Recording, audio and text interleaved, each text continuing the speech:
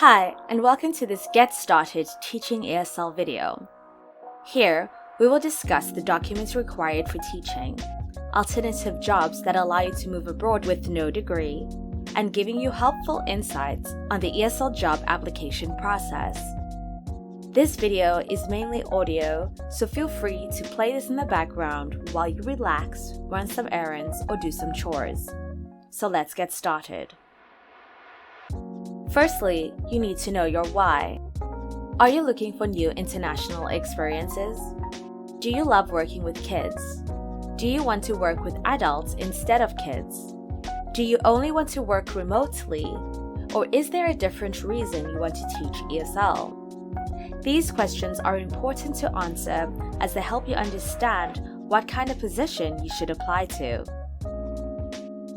So now that we know your why, let's talk about working abroad. For most overseas jobs, you will need to have a degree, TOEFL certificates, and police clearance. These documents should be legalized by the time you apply for jobs abroad. Recruiters like to work with people who have their documents ready, so that they can find placement for them quickly without having the delay of waiting for documents. So it is important you get your paperwork sorted as soon as possible. If you are not a degree holder and would like to travel abroad, your best bet is working on cruise ships, doing the Workaway program, or volunteering abroad with a company that pays for your food and accommodation. The main ones you can apply to are workaway.com, aurpair.com, workaway.info, and worldpackers.com. If you don't want to move abroad or teach locally, but still really want to teach, then teaching remotely would be ideal for you. There are various companies you could work for. You can find jobs online at oetjobs.com, teacherrecord.com, preply.com, and cambly.com. If you want to teach in person, then you can visit these platforms to find work. For full-time jobs, you can look on test.com or davesesl.com. Degree holders can find jobs on jobs.echinacitiescom, medias.com, tlit.com, eslrock.com, epic.go.kr, eslJobInChina.com, test.com, and davesesl.com. Qualified teachers should apply directly to international schools. And before accepting any position, it is vital that you know which age group you are truly comfortable teaching. You also need to know where you would like to teach. So figure out whether you are open to teaching at public schools, international schools, or training centers. If you have high energy levels, then teaching young kids may be ideal. It requires a lot of movement, voice projection, and both gentleness and assertiveness where needed. If you can handle more of a challenge, then middle school may be ideal. This age group requires a teacher who is assertive. You must be able to work well in high-stress situations. Learners usually aren't as serious about their learning at this age, so you are responsible for ensuring that you keep the learners engaged. Doing so means you need to be well prepared for your classes. You may find teaching high school easier to teach. This is an age group that tends to take the learning more seriously because performing poorly at this level is life-changing for them. Their further education is heavily impacted by how they do in your classes. For this age group, you need to be focused and well prepared. It would be best if you were patient and a great problem solver. You should be able to understand what your learners find challenging and assist them accordingly. Your goal is to improve their fluency so they can be better prepared for their international exams. So let's talk about adults. Teaching them can be very rewarding if you are a people person. You get to have more relaxed conversations, and this age level requires less energy to teach. However, you still need to be very well prepared. Adults are more focused on improving their English for either their career or social life. Most of your learners may be looking to improve their business English or their overall confidence in communicating with others. So being a people person, open and friendly are key. Teaching at an international school means that you may be teaching all age groups except for adults, or you may be a homeroom teacher for a specific grade. You can only apply to these positions if you are fully qualified. Class sizes on average may be around 20 to 30 kids per class. The salary for international schools is much higher, so it's definitely something to work towards.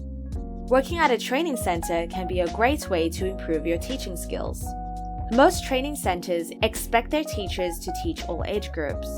Depending on where you are applying from, you may not need a teaching qualification or degree to teach there. Class sizes are generally smaller at these centers, so working there may be a great way to improve your confidence as a teacher. When it comes to public schools, you may be expected to teach all grade levels. Most of these classes are large, so be prepared to teach 30+ kids per class. You could be teaching around 40 kids on average. This class size depends on the country and school, but is generally on the higher side in comparison to international schools. You will need lots of energy to manage these class sizes, and vocal projection is a necessity here. So let's talk about getting your documents ready. Firstly, you'll need a TEFL certificate, a 3 or 4-year degree, and a police clearance, all of which need to be notarized and apostilled. All these documents will then need to be authenticated by the consulate in your residential city of your home country. Read the course notes to learn more about this. Let's discuss working with recruiters. The easiest way to find a job is by working with them. They are pretty easy to find online. Something to note about recruiters is that they take a cut of your salary when they source work for you. Unfortunately, if you are new to teaching, this goes with the territory. Unless you know someone or are in the country and able to work with schools directly, going through a recruiter is your best bet to find a job. You will likely find your first job through a recruiting agent, as it's easier for them to place you at schools. Something to keep in mind is that some public schools are not allowed to hire you unless you are hired through a recruiter. Also, be careful when signing your teaching contracts with teaching agencies.